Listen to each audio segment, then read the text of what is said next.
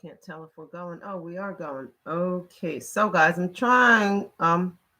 What's up? Shalom. It's your girl Jetty, Empress Jetty, the rabble rouser. So, remember back in the day for the day ones out here, which is like, two of you. But remember back in the day, I used to live stream from YouTube and Facebook at the same time, and then YouTube did their little rude thing where you had to have like 5,000 subscribers or more or something crazy like that to even go live. But I guess they got over that and realized that they were losing content and activity. So now it's back to where if you have like, you know, 5 subscribers like me, you can go live again. So we are now live on Facebook and YouTube at the same time, which is wonderful. So I welcome you both on both platforms. But I see the lighting on the YouTube is weird. So give me a second. You Facebook folks, just give me a minute while I fix the light. Sorry, YouTubers. I know this is kind of up there. Is that better? A little bit better? Don't want to be looking all creepy and dark and stuff, but it is what it is. Okay. So, boy, the Facebook one looks great though. The phone. Listen, I need a better camera on this here laptop. The laptop camera really sucks. Okay. So, if you'll just bear with me while I get my system set up here. I gotta make this is my Facebook camera. I don't want that in YouTuber's way. How's that? Oops. Sorry, Facebook. How's that look? YouTube, is that okay? Okay. So, now I'm going to do my invites, guys. So bear with me. We're 2 minutes in and I haven't even done the invites. But if you'll just bear with me, we are going to be talking about anger tonight. Welcome to the evening meal here at Black Enlightainment, where we are broadcasting consciousness. And as I mentioned a minute ago, I'm your girl Jetty, Empress Jetty, to some of you, but to most of you, just Jetty will do.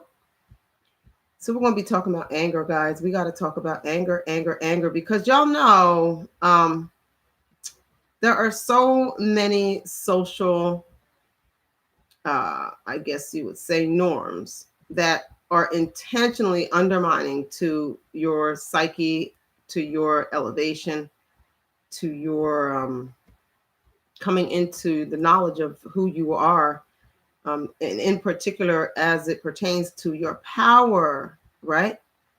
And one of the tools that they are using against us as a people, I don't know about other people, that's not my concern. I'm not saying they are, I'm not saying they aren't, but that's not my concern, okay? My concern is my people, we melanin people of the conscious clan. One of the things that they are using against melanin people of the world is anger. They have completely, one thing that they've done is they have reduced all negative emotions down to anger, especially in Black men, where there is no processing of any negative, if you will, if you can call them that, emotions. They all translate to anger, right? And then they teach you these really lame, failing, undermining ways of dealing with anger so that everything is anger. And now you have zero coping skills when it comes to how to manage that anger. And I know that a lot of you think that you have anger management skills because somebody made you go to an anger management class and they taught you these things to do with anger. But I'm here to tell you, ladies and gentlemen, the things that they taught you to do with anger in those anger management classes are designed to enculturate you toward a prison mentality, okay?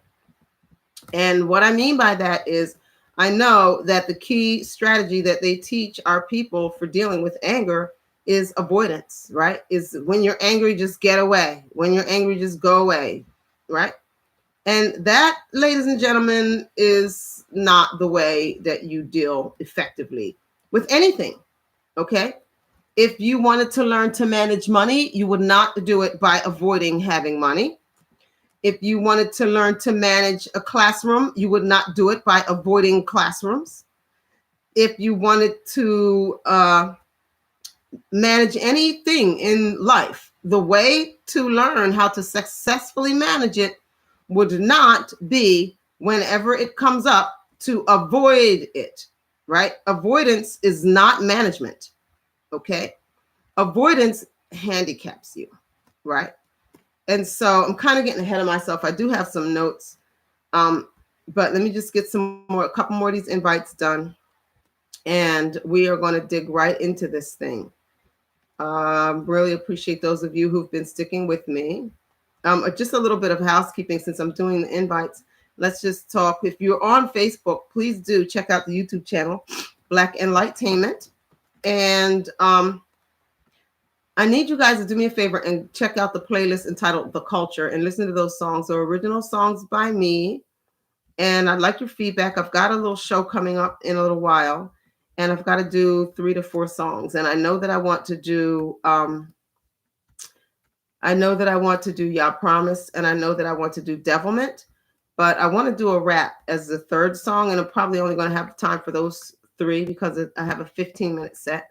I'll be performing with some other really awesome artists.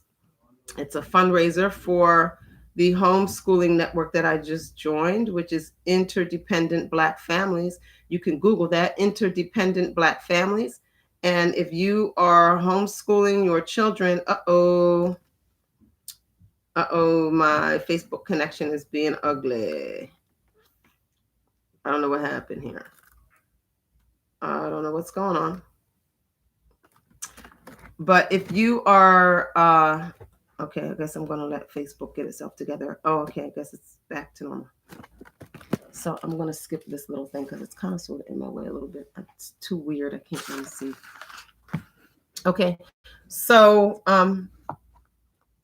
yeah, if you're homeschooling or considering homeschooling your children and you're looking for a curriculum and a group where you're going to get full support and a curriculum that's been designed specifically with you and your children in mind, join the Black Interdependent Families homeschool network, education network. It's amazing. I just discovered it and I am already impressed. And if you've been following me, you know I am a hard woman to impress.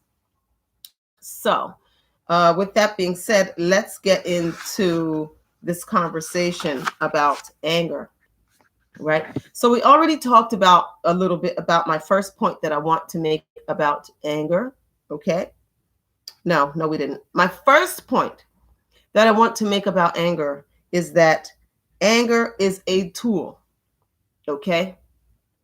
All of your emotions are just tools, okay? They are not something that you should hold in this weird sacred space that people hold them in. Anger and all of your emotions, first and foremost, should be subject to your use of them. It's a tool. You should not be subject to your emotions. Your emotions should be subject to your purpose, right? And so we are commanded to control our emotions because we have logic and reason, which trumps emotions, right? For instance, if I'm angry about something, and then someone explains to me, let's say that I'm angry that someone didn't return my car on time, right? I'm angry. I've got to be somewhere. They said they would be back at 4:00. And so now I'm angry. When I learn that someone rear-ended them and that they are currently dealing with an accident where someone, let's say someone, whatever, ran a light and hit them, or some accident that they're involved in that is no fault of their own, right? So when I get that information, now I should be able to control my anger.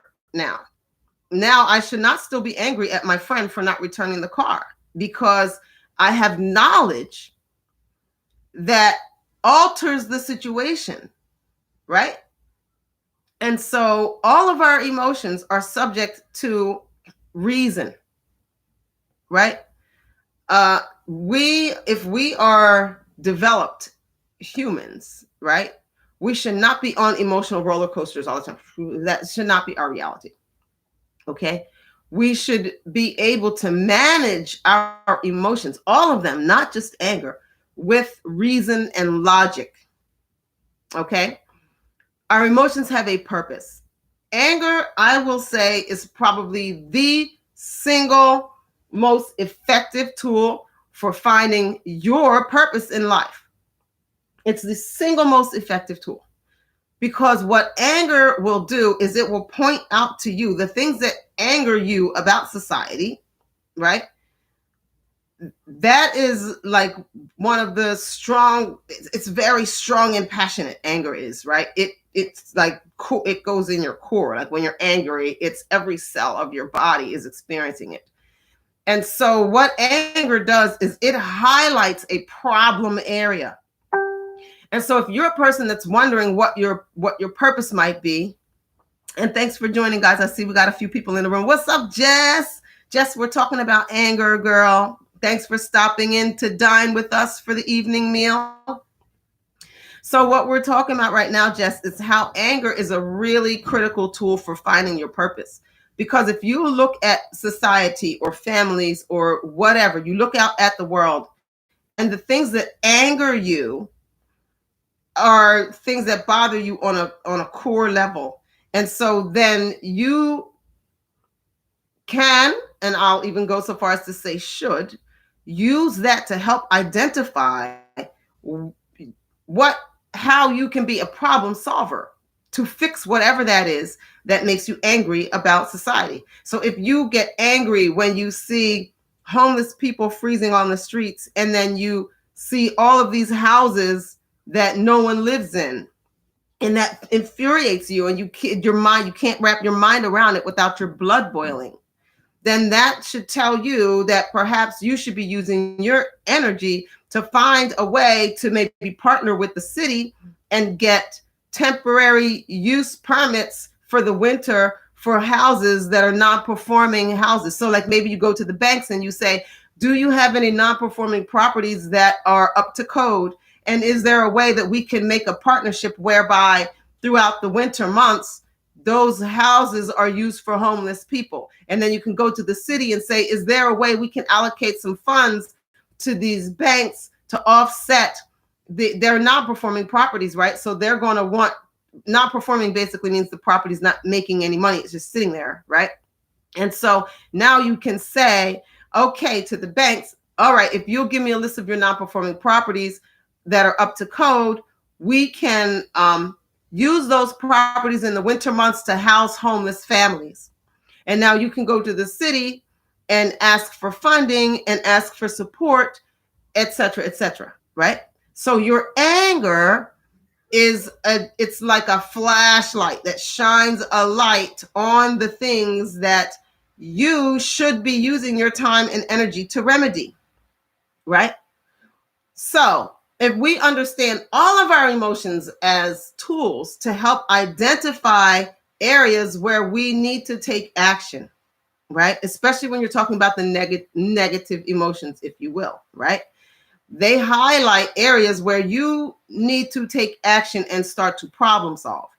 And that is why avoidance as a method for managing anger sucks, because it always makes you turn away from whatever it is and you never go into problem solving mode.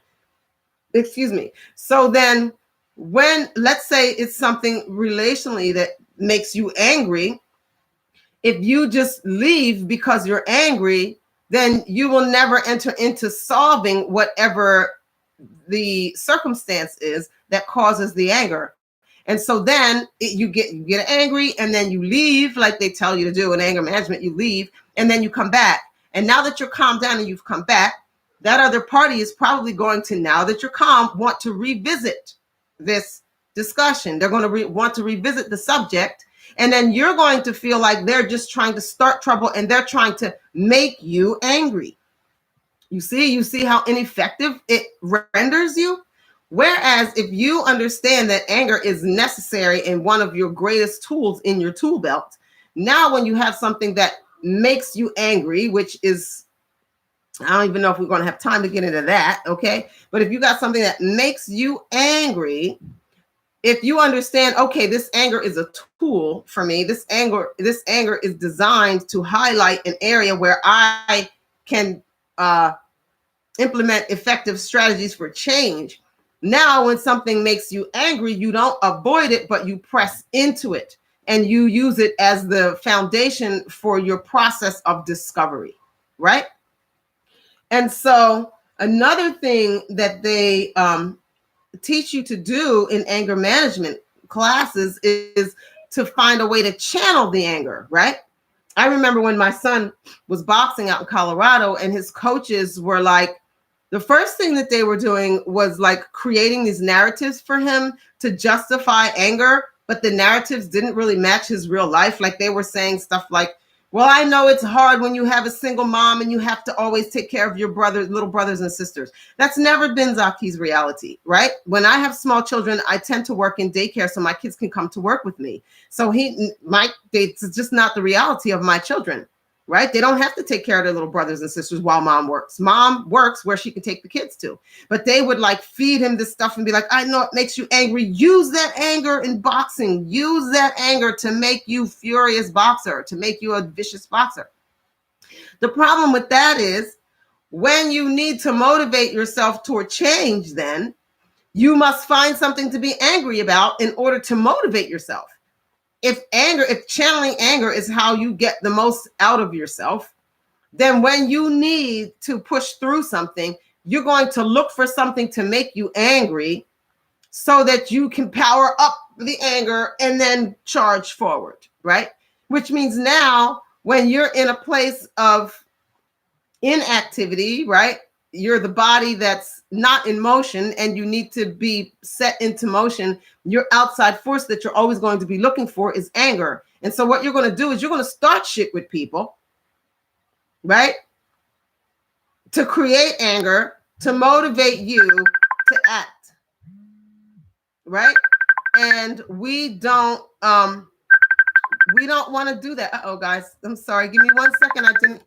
I don't know what's going on here. Oh, it's because Facebook's open on the laptop. You guys, bear with me. I am going to answer this. Okay, I missed it already. Okay.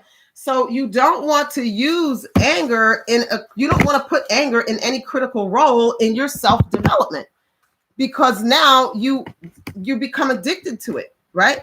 It becomes your source for motivation. If you do like they tell you to do and start using anger, like channel that anger and do something great with it, right? Not only that, but now you're an agent of the enemy. Like we are now, righteous indignation is an appropriate thing, right? There are things going on in the world that should definitely piss you off. And frankly, I don't think people are pissed off enough about what's going on in the world, right? But you can't be out there just willy-nilly wielding anger around, because it's just not effective and strategic. It just makes you a monster, right?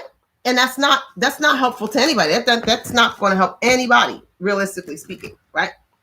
So when you channel anger, another issue with using anger to like channel that anger and do something great and make it, like when you're channeling anger that way, what you're doing is you are infusing into all of your movements this negative, dark energy, right? And so anytime you need to like make another come up or another level up or something like that, it's always going to have a foundation, a ugly foundation, like proving your haters wrong because they all, you can't wait to shit on them or something like that. Like that's pretty motivating, right? But then it means that you've always got to have haters around in order to continue to stay motivated. And it means that all of whatever you accomplish eventually gets attributed to your haters. Well, couldn't your love for the craft be motivating enough? Couldn't your desire to make the people that have supported you proud be motivating enough? Couldn't the fact that you just want to reach your own potential be motivating enough? If you build on those things, now your foundation is a positive foundation. And I'm not one of these people that preaches toxic positivity where you're just supposed to look for the best in everything, right? I'm not talking about that. But what I'm talking about is what you're building on, right? You don't want to build on stuff like that, right? So channeling anger, and let me get my pen because I need to mark these things off as I mention them. And y'all know I'm so ratchet with these lives. I never go in order and stuff. Hey, I see Mr. Bessick is in the room. Brother, I just want to put a little salute and a shout out to you. You and I don't have any personal rapport or anything like that. But I have to tell you, I'm so proud of you. I get so excited when I see your posts because you motivate so many people. I don't know if you know it. I know you probably know you motivate some people, but I think that your reach is, it's just really, I think it's broader than you know. And I think that it is just really an honor to watch you do what you do and just being your authentic self. Your food is always looks amazing. And the way that you move, and the way that you move is just so humble and it's very motivating. And I just want to give you a shout out. Like I said, I don't know you like that. You don't know me like that. I don't know if we would be great friends or hate each other personally if we ever did have personal rapport. But just from the outside looking in, I just want to offer you a salute, man. I'm very, very proud of you and what you're doing. It's super, super cool. Right. So, but y'all know I'm a ratchet mess with these. Like, I'm just like getting to the place where I actually make notes. So I don't talk in circles, but then I forget to mark my notes and forget to follow the notes. Like, I'm all over the place right now. So we talked about why avoidance is a problem, right? And if you missed it, the reason why avoidance is a problem, how they say if you're angry, walk away, because you cannot learn to manage something that you always avoid, right? You can't learn to manage money if you never have money in your hands. You can't learn to manage a classroom if you never go into a classroom. So avoiding anger is not managing anger, right? It's not. It's handicapping you so that you never develop the skills to use anger for what it is for, right? And the reason I attach that to the prison culture, why I say that when they teach Black people, in particular Black men, right? Because I know that it's the angry Black men. I mean, they don't know. Everybody knows Black women are angry, but nobody wants to give us any like anger management classes. Not like they do with the brothers. They got anger management classes like the brothers are all filling up these anger management classes. Why? Because they want to teach you how to prepare yourself for isolation. They want to make sure that you don't have any social skills that will keep you integrated into society. They want to teach you all of the skills necessary to be comfortable in prison, right? That's just the facts. So avoidance is a problem for anger management. Channeling is a problem for anger management. You're not going to use the energy of your anger to motivate you. What you're going to use is the source of the anger to direct you toward problem solving, right? So, all right, let me see. Okay, so another thing that is weird about anger and that I think is cultural, a part of the new like culture of these days, is they try to eliminate anger by having people always look at the bright side or look at the good in things, right?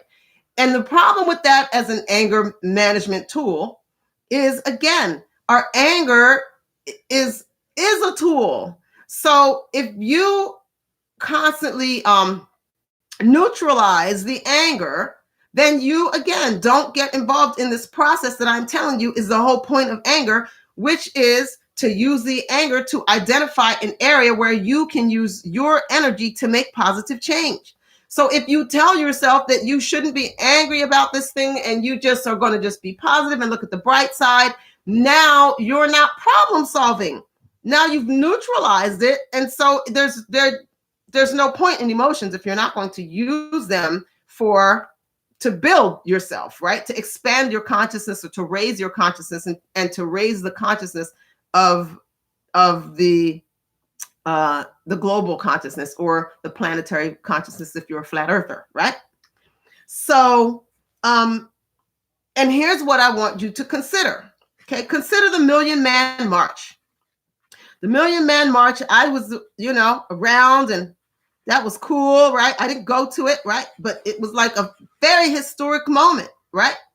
You had 1 million Black men, more actually, right? According to the signing sheets, there were well over 1 million Black men there in DC.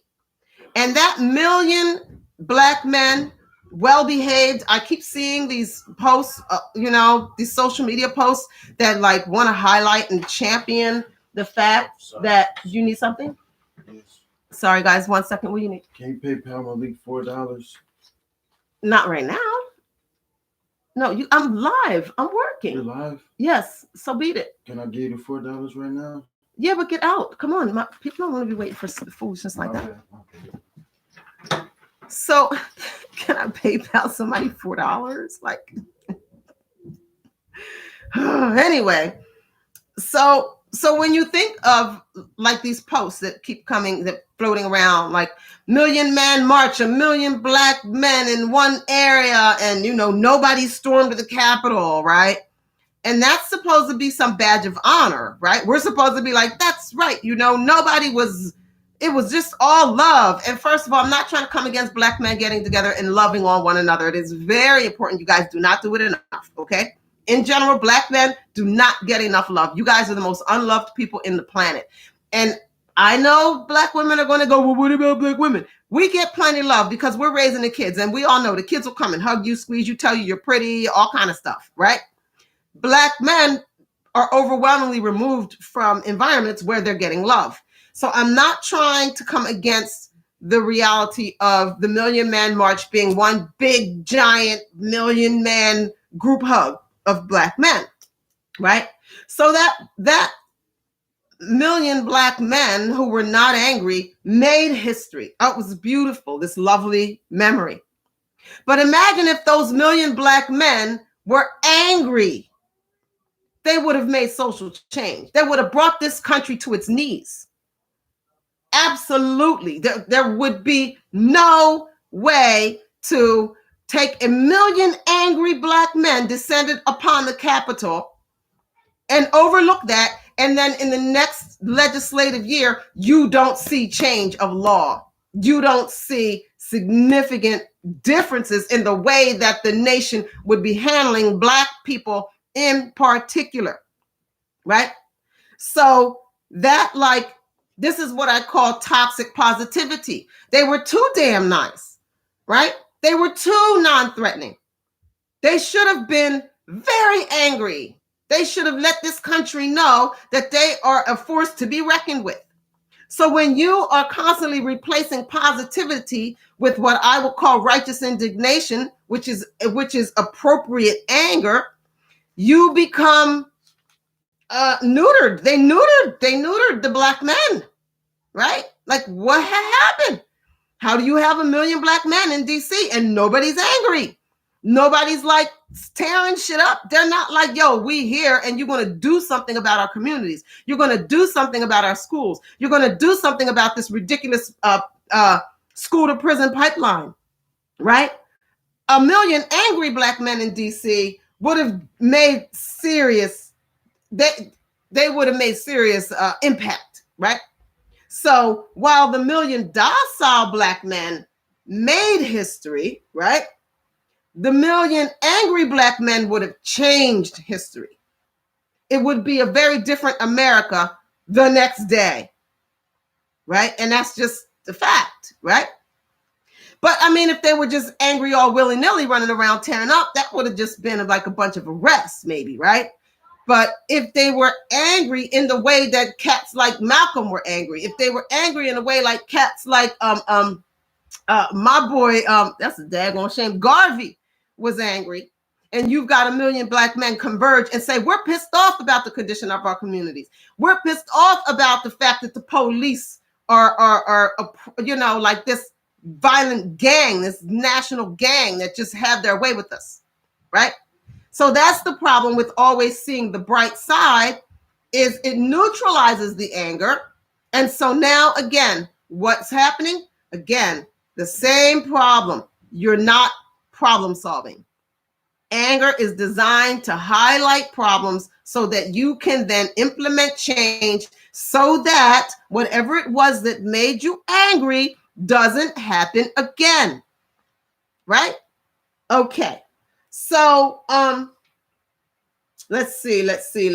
Okay, so now, so I know I just mentioned how if the Million Man March, if those million black men had been angry, right, they could have changed history as opposed to just making history, being there and docile. But we have to be careful about managing anger. We have to have the skills to manage the anger, because what happens if you don't have the skills to manage the anger, now you turn a million black men into just an angry mob of murderers versus an army, right? An army is unified in purpose. An army has codes of conduct. An army has rank and file and order, right?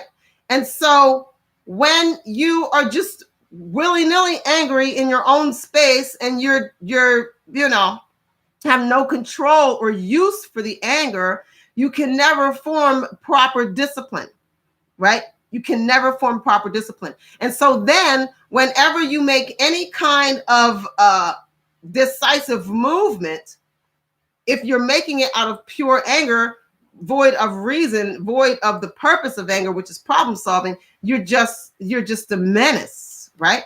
The idea isn't to have anger turn you into a menace. You don't want to be neutered by avoiding the anger, right? And being weird and like always just looking on the bright side. You don't want to be neutered, but you don't want to be a monster either, right?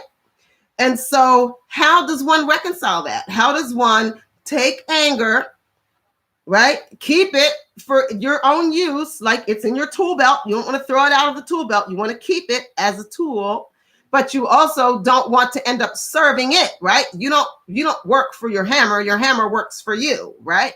So the way to deal with that, the way to make sure that you are responsibly using anger in the way that is intended is through reason. Reason is the difference. Reason will tell you whether or not your anger is appropriate. It will direct your anger, if it is appropriate, into appropriate and effective strategies for change. You cannot use anger properly if you have not developed your sense of reason, right? Now, we have been taught to be completely unreasonable, to be completely feeling led. People are so unreasonable now that they will say something 1 minute and then like an example like this. If I say, oh my gosh, I haven't eaten. I think I've got a headache. I need some nutrition. I'm getting a headache because I haven't eaten since morning. And then you come and you go, oh my gosh, you're so hungry. You poor little starving thing. You poor little hungry thing. Who you calling hungry? Who you calling starving? What do you mean? You just said you were hungry. I got food. I got food in my house. But I'm not trying to say you don't have, I ain't poor. What you trying to say? I'm poor? I'm not. All I'm doing is agreeing with what you just said, right? Logic and reason. Now you're offended because somebody said you were starving because you think that they're trying to say that you don't have money to feed yourself when all they were doing was agreeing with what you just said, right? Those kinds of interactions are very, very common now because we have not been taught to use reason. We've been taught to just be subject to how we feel and how we feel and how we feel and how we feel, and never to take our feelings and place them within a context of reason so that they can work for us, right?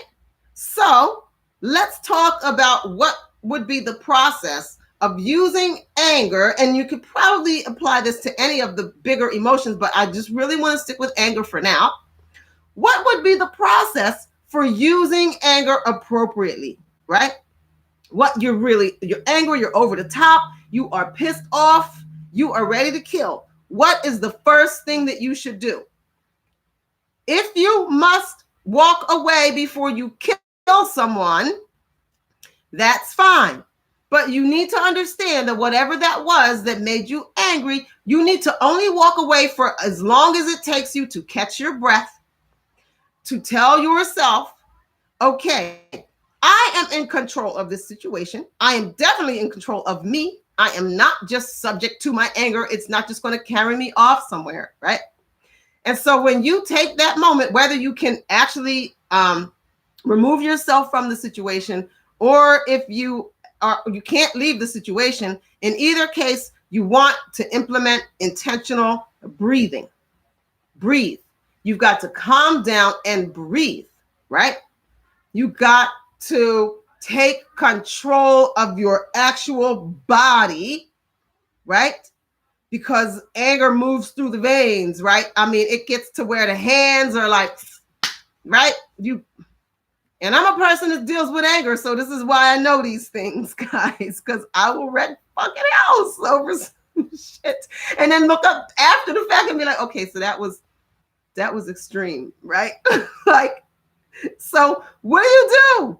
What do you do when you're over the top angry, right? First, breathe. Calm yourself and take control of yourself. Take control. You take control, right? So now you're going to have controlled breathing. And you can learn breathing methods of controlled breathing and things like that anywhere. They're all over the place. YouTube it. There's like a million, you breathe in 3 seconds, 5 seconds, whatever, in the nose and out the mouth and all this fancy stuff, right? Find some breathing techniques that help you to literally take control of your body, right? Because when you take control of your body that way, now you're owning yourself, right? And your anger is existing within that body. And you don't want to like just your blood pressure go up, you start sweating and all this stuff. You don't want to do that. You want to take control of your body. And so when you take control of your body that way, now you are grounded. You're grounding yourself. And so once you are grounded, now you can look at what are the next steps for dealing with this situation that has inspired my anger. Okay? So once you breathe and you ground yourself, stop talking. Stop talking. Silence, literally silence yourself, right? Even if the other person is saying everything that's making you angry or whatever it is, you feel like you want to defend yourself. You feel like you want to make your point. You feel like you want to prove your point, what have you. Listen, trust me, stop talking. And don't stop talking in that way where you internally just rehearse all the stuff that you were just saying, right? Or where you just stop talking and you basically go into the avoidance place. You control your breathing, you stop speaking, and then you listen. Now, if it's a situation where you're in a direct conflict with someone, you want to definitely listen to them. But if it's a situation that's bigger than that, like how we talked about the homeless thing, right? You want to listen to your creator, to your inner self, to the universe, whoever that still small voice, whatever you call that still small voice, you want to be really, really in a listening place when you have intense anger, because there are some jewels in there that are going to give you direction. It's going to point out to you, this is something that you should pay attention to in your life that needs your attention. And so you want to really listen, right? You want to be in a very controlled listening state so that you can actually reapproach, right? Reapproach the situation from a calm, controlled, clear space. Because a lot of times when we're angry, guys, we just make ourselves angrier and angrier and angrier by the narrative that we spin. Whereas if we would just back up and actually listen or observe objectively, right? So that's the other thing, is to observe from an objective place. You will discover in it, you'll be able to sift out pieces of information or interaction that maybe you have assigned anger to that it doesn't belong. And then you'll be able to get to the root of what's the crux of the matter And that will help you in this discovery process of what this anger has arisen in you for you to be able to impact, right? Anger is a tool for impact, for making impact, right? So now that you've calmed yourself, you've stopped talking, and now you are in observation mode, right? Now what you want to do is evaluate, right? You want to evaluate the situation.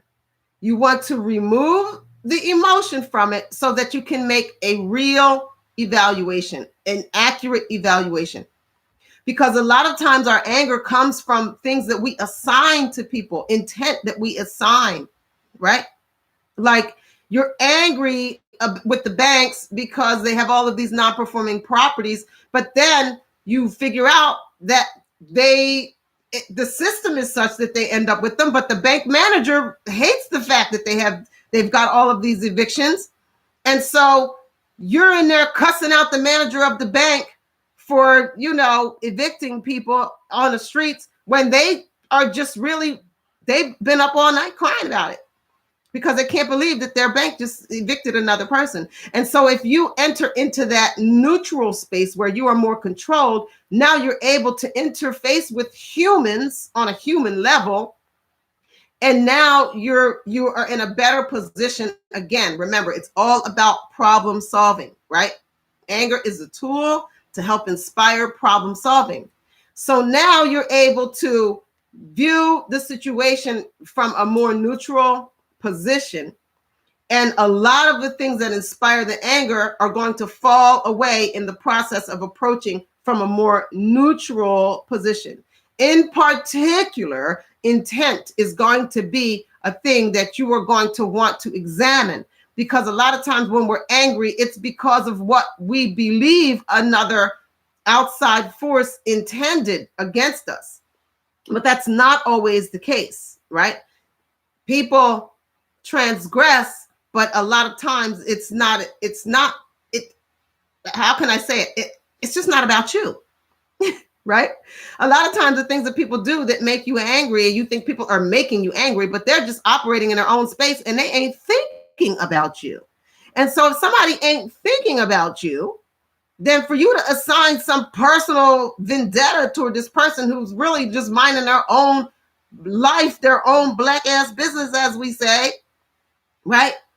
Now, because now what you'll end up doing is you'll end up in some personal battle with a person over something that's not personal.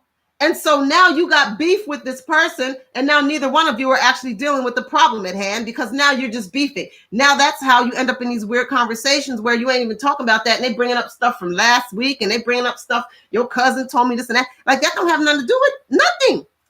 They don't have nothing to do with nothing, right? So you want to evaluate a couple of things in this space. You want to see if you can extract from the situation intent. Pardon me, right? Is there intent to harm? If there is intent to harm, then you know that your anger, your righteous indignation is appropriate, and then you have a real enemy on your hands, right? If, however, there's no intent to harm and the anger is the result of some circumstance, right? Now, you need to handle that very differently, right? You have to handle it very differently. Like if someone steps on your toe and doesn't mean to, that's different from somebody stomping on your toe, right? Now, maybe it doesn't hurt any more or less, right? They stomp on it either way. Your toes, they done got the bunions either way. But knowing whether or not they intended it does make a difference in your reaction, does it not? So you can't even determine whether or not they intended it if you just hold off and, right? You've got to be able to say, excuse me, you're on my foot. It hurts. You're hurting me, right? And so the person might just be like, oh my gosh, I'm so sorry. I didn't know. Right? Now, if you say you're on my foot, you're hurting me, and they say, I didn't mean to stand on your foot, but they don't move. Now you know you're dealing with an enemy, right? Or they say, I ain't standing on your foot, right? Denial. People love to deny, right? Now you know you're dealing with an irrational person, right?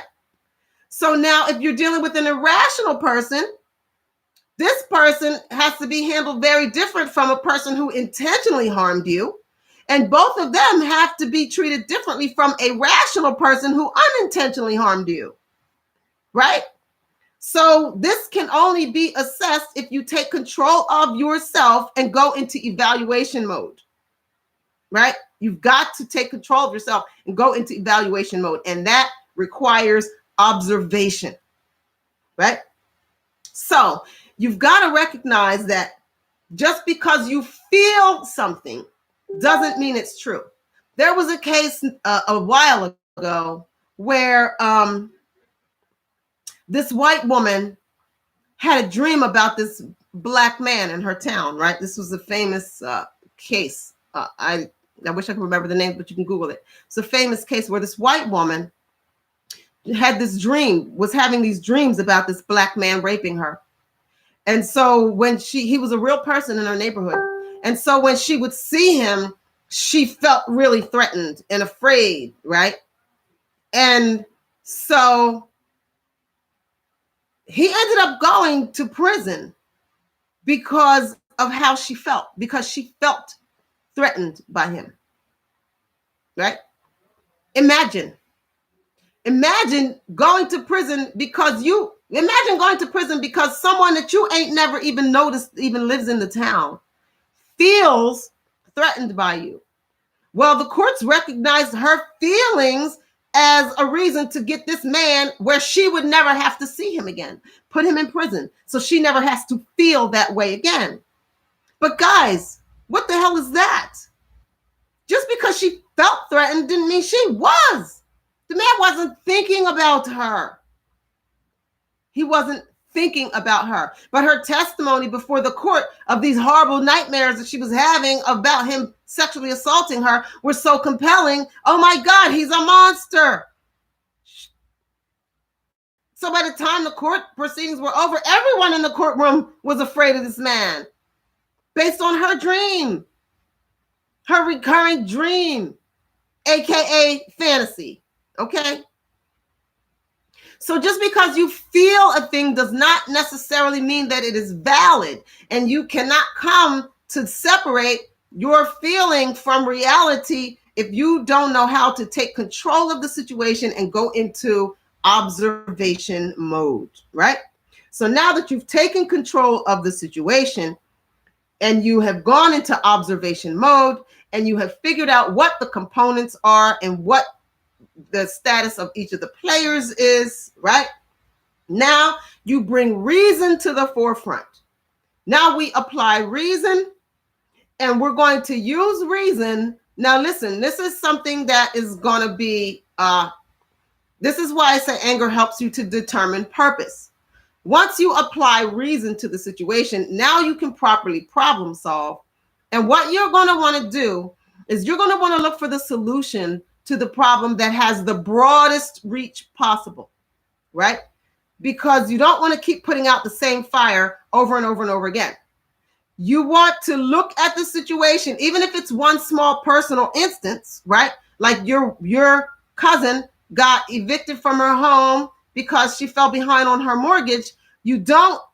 So going to bat for your cousin personally would be one way of dealing with it. Going to the bank and writing a letter to the bank about your cousin, blah, blah, blah, blah. That would be one thing to do to it. But then next week, your next cousin is going to run into the same problem, or your neighbor down the street, or your uncle, right? So what you want to do when you're evaluating, when you're in problem solving mode and you're building solutions, you want to build a solution that's going to have the broadest reach, right?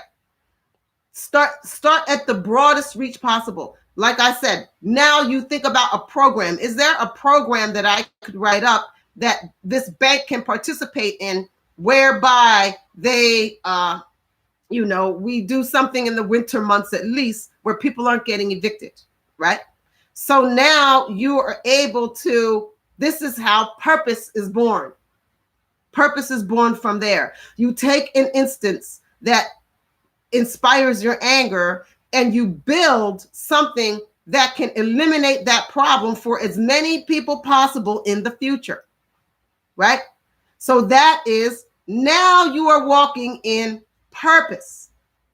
Now you're walking in your purpose, right? So now what you're going to do is you're going to transmute anger now. So now when you come into a situation where you're faced with that same stimulus, right? Whatever that thing is that inspires the anger, now when you face one of those situations, you don't have to become angry. What you become is active and dedicated.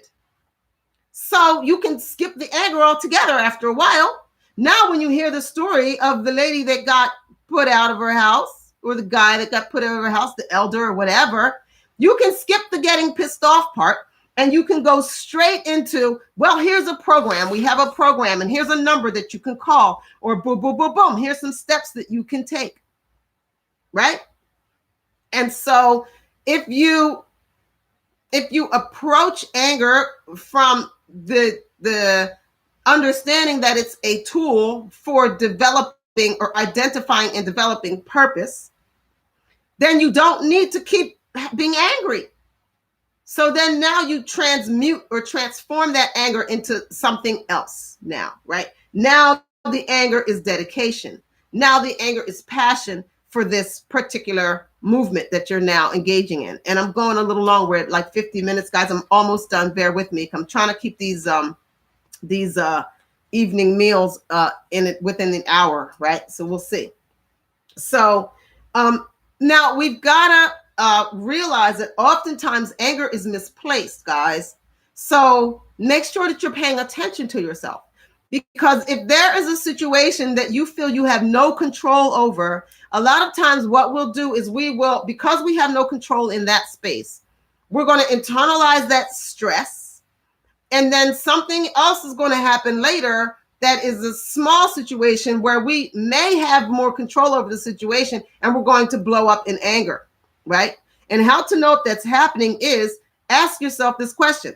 Do you tend to be angrier or most angry with people who are either less powerful than you or vulnerable in some way, right? If you find that you tend to be angry with people who are subject to you in some way where you have influence or power over them, right? Children or weaklings or whatever, if they tend to make you angry a lot, you know that you have misplaced anger and that there is some place in your life that you are lacking control. You feel like you lack control, and now you're internalizing that and you're spewing that out on other people, right? And so that is a demonic activity. Anytime you find yourself harshest on the most vulnerable populations, you are serving demons, okay? It is a raised consciousness will always put themselves, when you're dealing with vulnerable people, will always put themselves in a position where they are defending or upholding vulnerable people, right? And so if you find that vulnerable people, children, or if you're man, women, or people that are weaker than you, or people that are broker than you, right? Like you have all the resources, but the poor people piss you off all the time, whatever it is, right? People always coming to you wanting to borrow money, makes you so angry, this kind of thing. Like that, you're not actually angry with these vulnerable people. You're just lacking the ability to control some other area of your life some way. I want you to take a broader look at your life and look and examine and find out what area of my life do I feel like I don't have control or even influence to make positive change, right? So, wait, what is this? No, this is the thing. Okay, so what happens is anger should be a tool for justice making. Anger should be a tool for balancing of scales. So anytime your anger is not used to balance scales, then it's being misused, right? But it should absolutely be used as a tool for identifying areas in which you personally are going to be able to make the biggest impact for social change. And when I say social change, that could just be within the context of your marriage. Your marriage is a society, right? And so make sure that you are not doing this thing where you are turning embarrassment into anger, turning sadness into anger, turning disappointment into anger, turning regret into anger. These things, if you find that anytime you feel a way you don't want to feel, you become angry, right? You need to do, I would suggest that you need to do some real internal work, right? If you will. Like, I hesitate to suggest counseling because the like American Psychology Association or whoever they are, they're actually really disempowering, right, as a body. But what I would say is to talk to someone who's not been trained in that, but who has wisdom and knowledge and insight and understanding. Talk to them and ask them to help you to sort through your emotions so that you know the difference between disappointment and anger. You know the difference between embarrassment and anger. You know the difference between regret and anger, right? Because anger is a very specific tool. And in a case where, like a lot of the other emotions, like I just mentioned, they're not necessarily going to lead to the same purpose identification, right? They're not necessarily going to lead to that the way that anger does, right? Because righteous indignation is very, very important, right?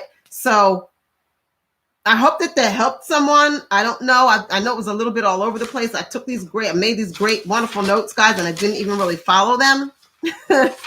But we are under an hour. So we're going to spend a 15 minutes or so. If anybody would like to get on, anybody would like to ask any questions, anybody would like to present anything that I didn't mention, personal testimonies, anything like that, I'm going to open up the floor. And we're not going to take more than about 15 minutes with it, guys, because I am trying to honor you guys' time in the evenings and let you get to your families or whatever it is you do in the evenings. I don't want to be like keeping you guys for like 2 hours like we tend to do sometimes in here. Okay? So just remember that your anger is a tool, right? Your anger is a tool for identifying purpose, that your tools for properly using anger are to take control of yourself in the situation, to use reason to help dissect the parts of the situation, to be able to identify the area where change is needed, and then for you to identify the ways in which you can bring about that positive change. And remember, when you're doing that, to go for the broadest reach possible. Okay. And then if it's like really big and overwhelming and you don't see how you can do that, bring it back, scale it back little by little by little by little. Right. And so, yeah, I hope that blessed you guys. I thank you guys for tuning in.